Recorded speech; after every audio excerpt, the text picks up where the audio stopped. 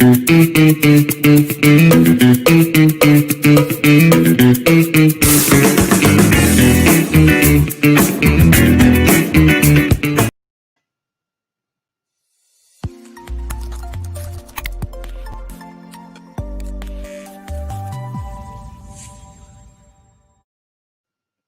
up, Warriors? Guy Beverage with Protectors Toolkit. Christian safety and security made simple. I'm so glad you're joining us here tonight for another wonderful Warrior Wednesday. I'm so thankful to be with you all during these Warrior Wednesdays.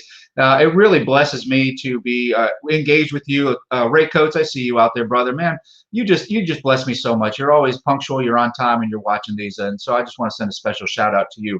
So tonight's Warrior Wednesday, just another piece of information from us over here at Protectors Toolkit out to you. But let me start with a little Bible verse, which kind of guides us, leads everything we do at Protectors Toolkit.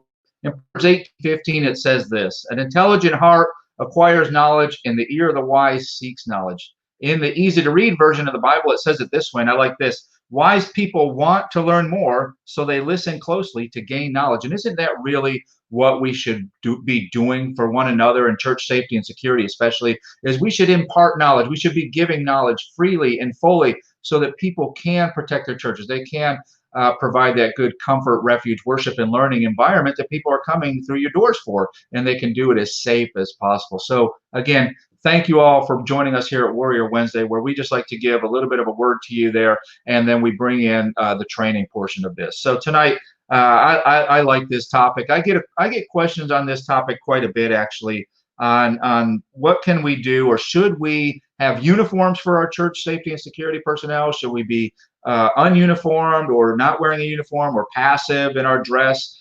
Or should we be in plain clothes? Guy, what is it that we need to do?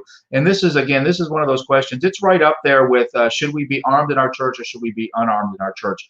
That's a different legal question that can be answered, but we'll have a Warrior Wednesday on that as well. But for identifying our church protector team, should we do it? Should we identify our church protector team, and then how should we do it? What are the ways that we should be identifying our team if we say we are going to do that? So when we talk about identifying our church protector team, there's three main ways you can do that. Number one, you can have a uniform team. That's where everybody is wearing the same sort of uniform or dress. Maybe it's the same sport coat. Maybe it's a shirt that says security on it, or safety team, or protector team, or I'm a warrior, whatever you want to put on there, but they're all wearing the same uniform, and you cannot mistake them for anybody else on the leadership team. So that's one way to do it, is a full-on uniform. Another way is plain clothes or passive. Do we want to just, however we normally dress for church, whatever the demographics and dynamics of our church are, is what we're going to wear, and then that's how we're going to operate. Now, both of these have good pros and cons, and we're going to explore those here tonight. But the third one is an amalgamation, or a combination. Are we going to have some uniform and some plain clothes? And that's what some churches do as well. I know Pastor Hagee's church. I've been down there a couple times. Pastor Hagee's church, boy, his security, obviously, in a church that size, he has on-duty law enforcement that work there at the church, assigned extra duty. He also has uniformed security guards. He has a guard force that he has employed there at his location, and then he also has plain clothes or passive guards that work there as well. So you can certainly get by with all three. So there are definitely pros and cons with that. So it's either uniformed is one way to go, plain clothes is the other way to go, or an amalgamation or a combination of the two. Some are uniform, some are not. So let's look at some of the pros and cons about that. If you're going to have a uniform for your team, there are going to be some benefits for that. Number one, you're going to be easy to identify. Everybody in your church will be readily available to identify you. They can see you. They can seek you out.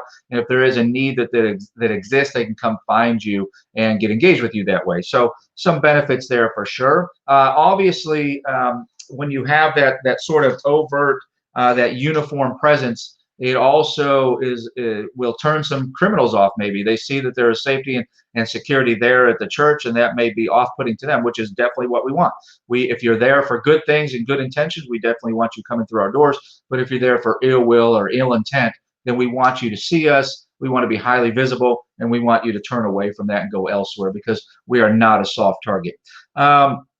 So if you want a visual deterrence, a uniform is definitely the way to go. If it's only a visual deterrence that you are looking for, and you can achieve that a lot of times through maybe hiring off-duty sheriff's deputies or off-duty law enforcement on their days off, or not on their shift normally, and they can be there in a good uniform presence. Or you can uniform your team. You can have a shirt or a typical uniform, some way to indicate that you're part of a safety and security or a protector team. You can do it that way, and that gives you a good visual deterrence. For law enforcement, I'll tell you what, having a uniform team there, everybody wearing the same thing, easily recognizable, that's going to be good for law enforcement who are responding to your calls for service, whether it's a medical call or a bigger crisis like an active shooter.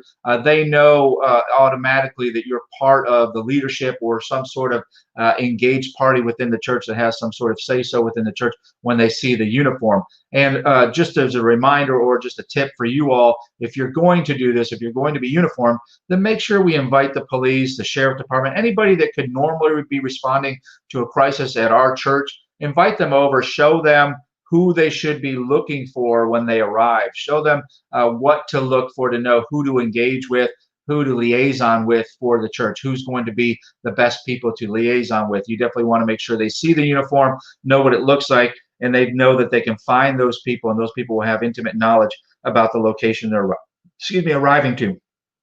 Now, having a uniform, even a uniform presence like a law enforcement officer, it may be off-putting to some in your congregation. Think about how we've been attending church for years and years and years. If you have people that have been the 80-year-old woman has been going to your church for 100 years. Listen, folks, I'm in law enforcement. I'm not good at math, but it somehow works out. If she's been going to church and attending church in a certain way, but then all of a sudden there's a huge law enforcement presence at the church, or there's a huge uniform presence of safety and security in church. If we don't handle that the right way, if we don't expose it to the congregation in the right way, that could be very off-putting to some people. You know, we sometimes suffer in the safety and security space. We sometimes suffer from the curse of knowledge, where we know what we're doing and we know why we're doing it, but the people that we're doing it for may not know the answer there, and they may not understand that. So it's our job to educate them. So if we're going to just start showing a uniform presence, we want to make sure we integrate it and implement it in a way that is not off-putting to the congregants, to the visitors, to the guests that are attending our church. It will be, if you are in a uniform, it will be hard to monitor suspicious activity from a close proximity. You may be able to see something from a distance, but getting close to it and monitoring suspicious activity will be very hard. The criminal element, they tend to not want to be around law enforcement or people that are in authority with a safety and security authority. So it'll be hard to monitor that suspicious activity to figure out if something is good or bad.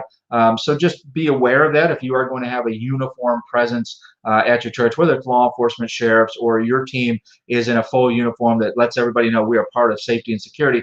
That monitoring suspicious activity will be a little bit difficult for you. And also, if you are going to have uniform team members, your protector team is going to be uniformed, or you have law enforcement there on campus as part of your safety and security plan, then it is going to be very hard to hide the location of your protector team. If you're wearing a readily recognizable uniform, the law enforcement wearing a uniform that's easily recognizable, then you are definitely going to give away a lot of your plan and where people are placed and the things that they are watching. So just be aware of that. Some of the things to be aware of if we are going to implement a uniform. It is great for a visual deterrence, like I said, but it will be hard to monitor suspicious activity. It will help you liaison with law enforcement easily in that regard, but also it does give real-time intelligence to criminals of where you are and what you're watching, and it may help them actually engage in criminal activity in your church. So just be aware of that. That's for the uniform side of things. If we're going to go plain clothes, or we're going to be passive in our appearance, we're going to wear something maybe like I'm wearing tonight. This is typical for me to wear at my church. I would wear a sport coat like this with a button-down shirt. So if we're going to be passive like this, there are some pros and cons to that as well.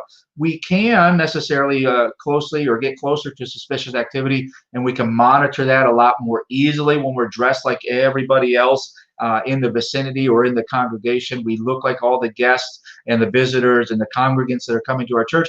We can get a little bit closer to suspicious activity.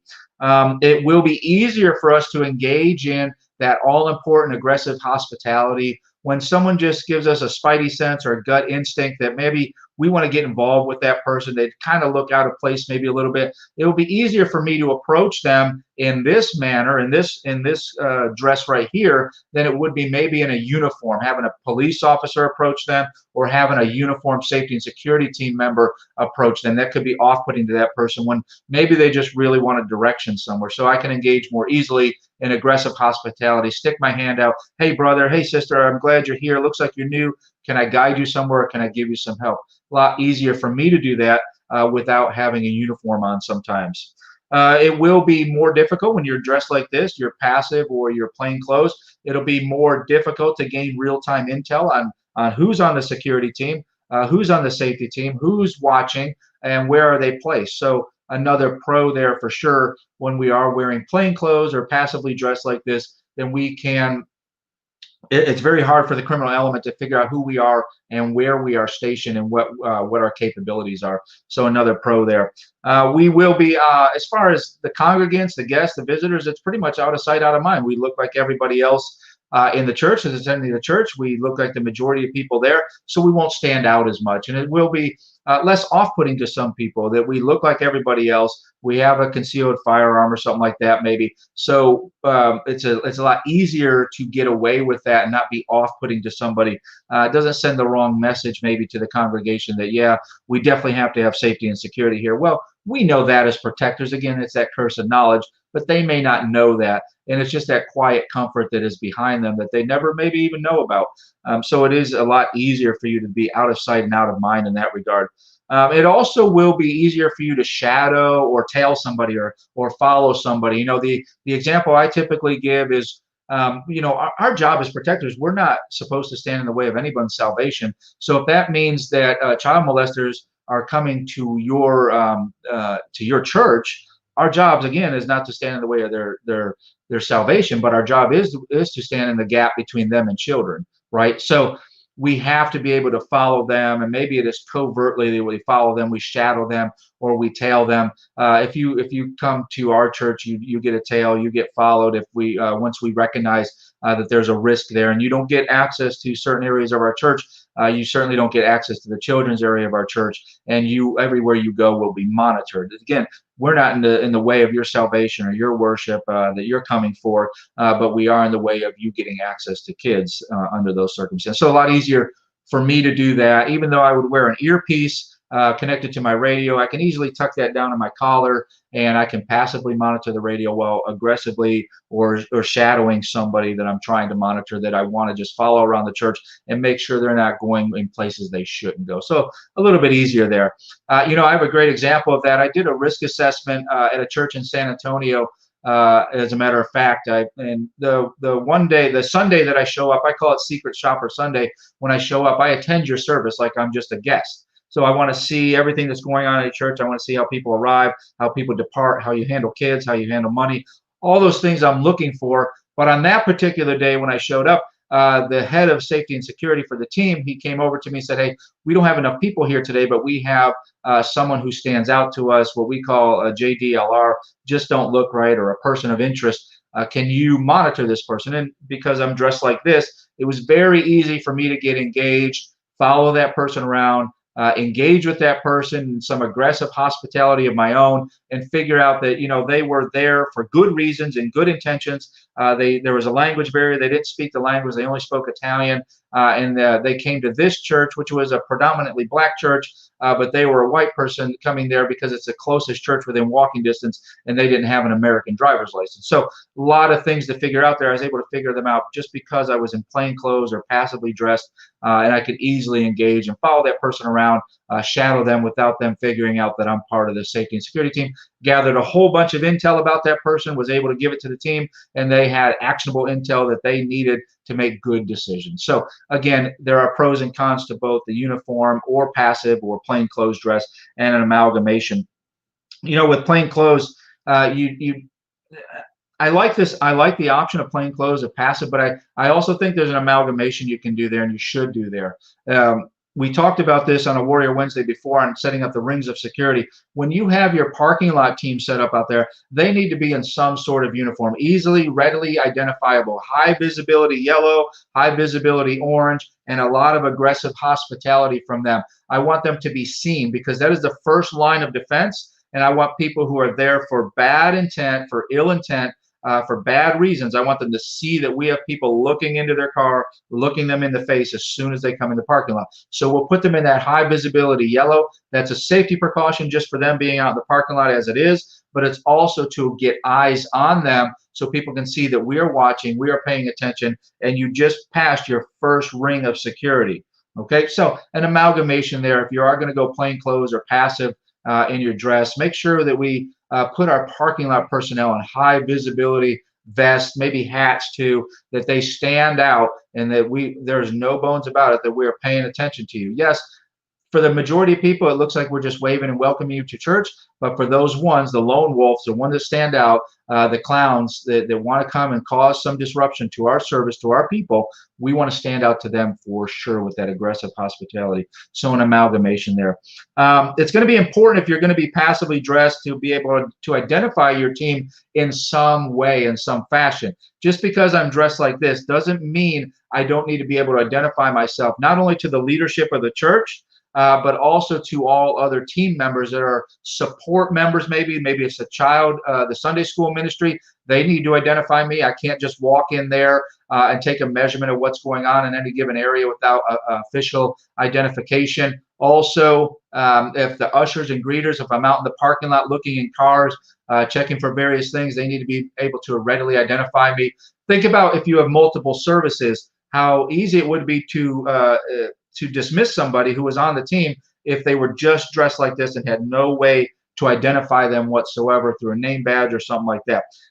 When we have ways to identify ourselves, number one, we're hitting our main mission, which is to promote customer service. That's what our main mission is here as a church safety and security protector, right?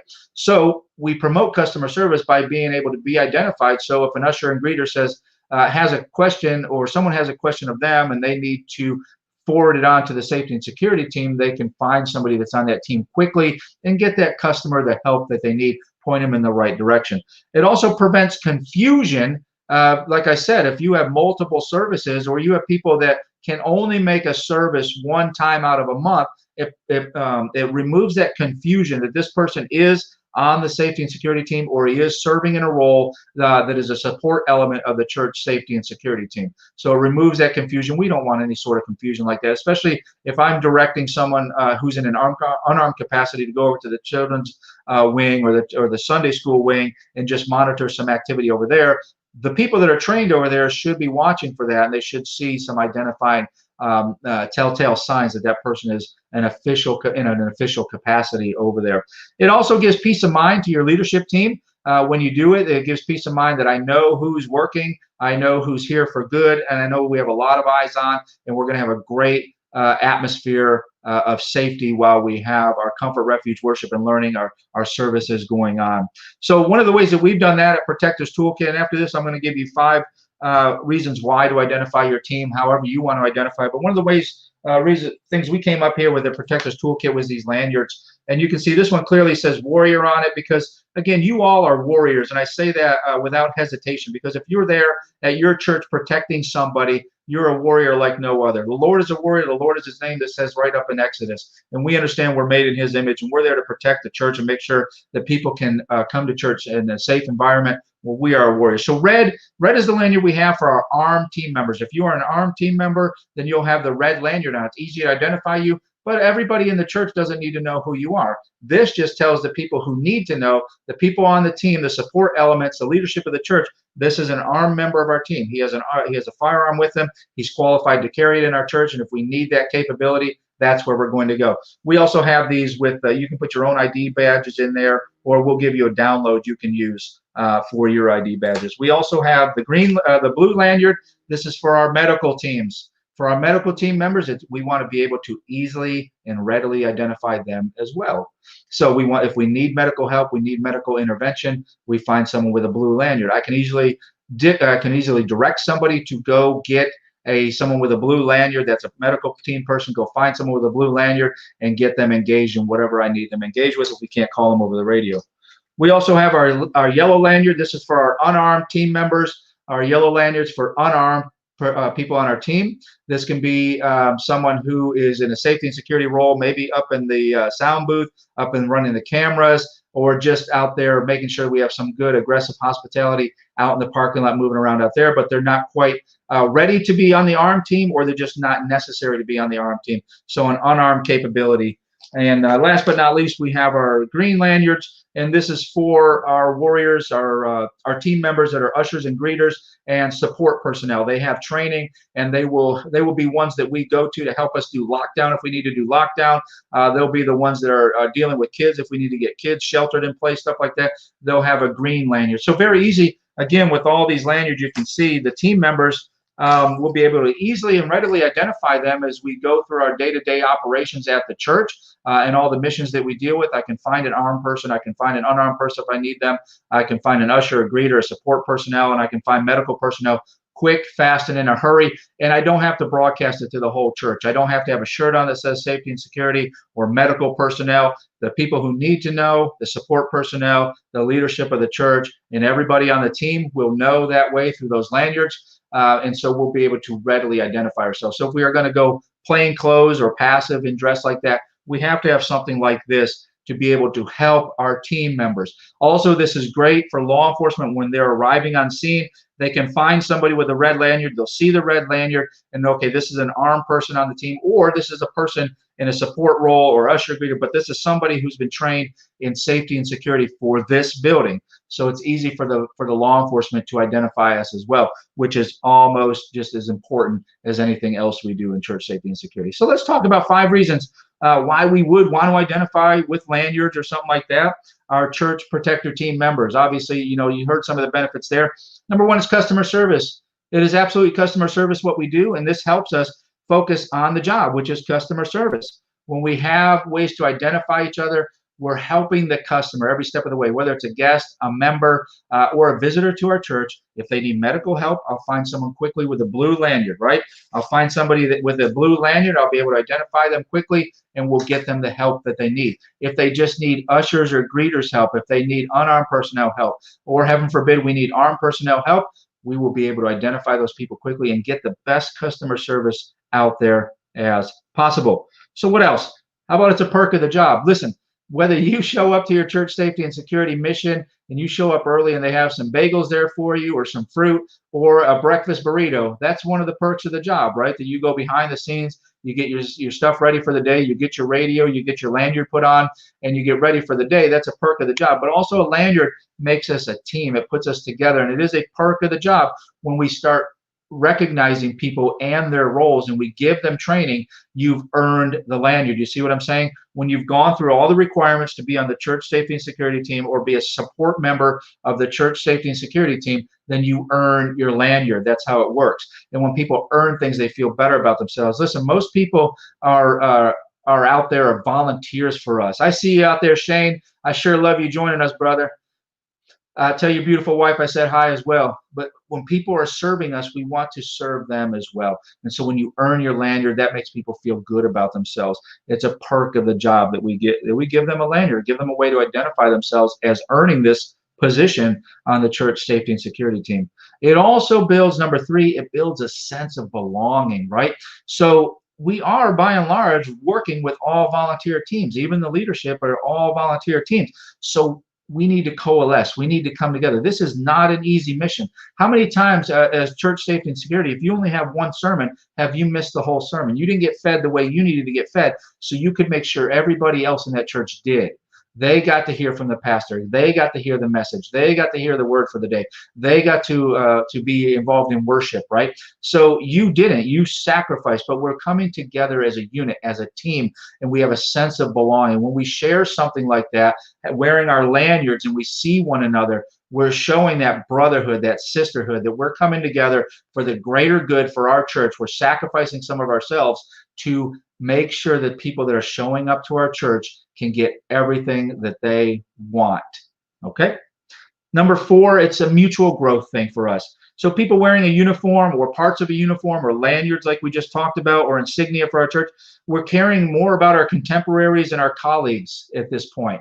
We recognize the sacrifice that you went through. If I had to go through training to be an armed protector and you come onto our team and I see you earn the red lanyard, I know you and I went through some of the same fire. If you went through that 2-day of firearms class, and I went through the 2-day of firearms class, we're building that mutual growth within our teams. It's a respect thing that we're growing, and we care about each other now as a team. And when we start caring more about each other, we're way better at our job. When we don't have all this friction inside, he did this, she did that, and all this kind of backbiting that sometimes, unfortunately, impacts our church and impacts these teams, we coalesce, we come together, and it's a mutual growth that we have then. We've had to earn something together. We went through some sort of fire together. So we grow together. And number 5, it's for overall safety.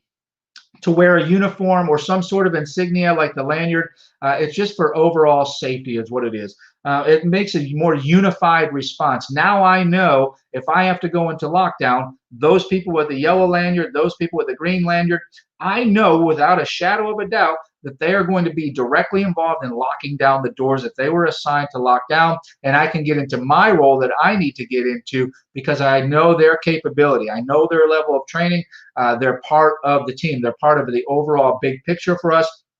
And it also now lets law enforcement know, hey, we have capability on scene. If you see someone with a lanyard, they've been trained to a certain standard, and you can expect help from them, you can expect guidance from them, and you can expect them to do exactly what you asked them to do because that's what they were trained to do. So it creates a more unified response, and it lends to the overall safety and security of our church. When we wear these identifying lanyards, or other insignia that you have for your church, we want to be able to make sure that we're building all of this within our church. So that's what I have for you tonight, talking about how to identify your team. Again, what I said, there was 3 main ways you can go. You can go with a full-on uniform, whether it's law enforcement, sheriff's deputies, or constables or something like that, or you have a uniform for your team that says safety and security, warrior, protector, whatever you want to put on there, but everybody's wearing the same thing. Or the other option is to go passive or to go plain clothes, where you dress sort of like this, or a sport coat or whatever is appropriate for your church, your location, and the makeup of your community, how you normally attend church. You would just dress in plain clothes, blend in with the congregation. Pros and cons to both of those, and then there's an amalgamation, or there is a combination of the two. Some people are in uniform and some people are not in uniform. Again, pros, cons, benefits to all of those, and so you have to figure out what's best for your church. If you need some help with that, if you want to talk through that, we're always here at Protectors Toolkit to help you make decisions like that. You can schedule a needs assessment with us. If you go up to the top of the Facebook page, there's a button right there, schedule a call, and we'll make sure we get on the phone with you and discuss what are the needs for your church, what do you want to accomplish, your goals and objectives, and we'll help you through that every step of the way. So if you're new here and you're watching this on YouTube, make sure you hit that subscribe button and turn on notifications so you can get notified whenever more videos like this come out.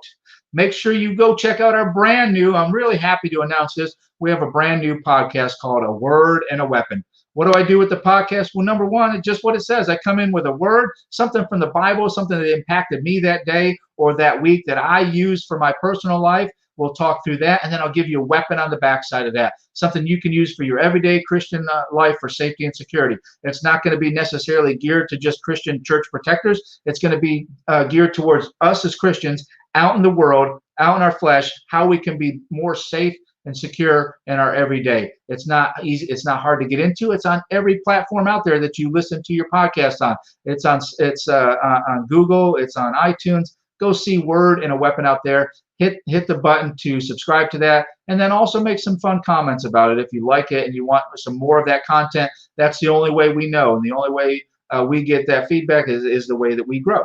Don't forget to go to the membership site. Oh, Protectors Toolkit membership site. Come on, go over there. Here's the deal. For $10, I'll give you a promo code right now. Warrior Wednesday. That's it. Warrior Wednesday, all one word. Type that into the promo code area. For $10 a month, you'll get access to the membership site, how to build, develop, and grow your church protector team. Tons of content information in there, tons of videos going up in there, everything that we do to help churches around the country grow, build, develop, and lead their teams is in there for you. The other biggest benefit in there is monthly training. You no longer have to figure out what you're going to train on month to month. It is dropped in there for you in an easy to digest format. It's in there in PowerPoints for your leadership, so you can put it up on a screen. It's in there in lesson notes, so you can give it out to your team, and then you can go over it as a team. You can pre-schedule that and get your training done that way. It's very easy. You no longer have to pick your brain or figure out what you're going to train on for that month. It's in there in the membership site.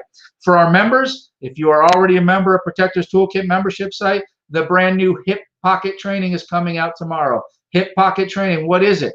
I'm not going to tell you. You got to be a member to get this. It comes out randomly, sporadically, and I put out just little pieces of information you can take with you in your day-to-day. Sometimes I drop videos in there, things like that. Go figure that out. Get into the membership site. I just gave you Warrior Wednesday as a code. Get in there for $10. It's easy to get out. If you don't like it, get back out of that thing. All right?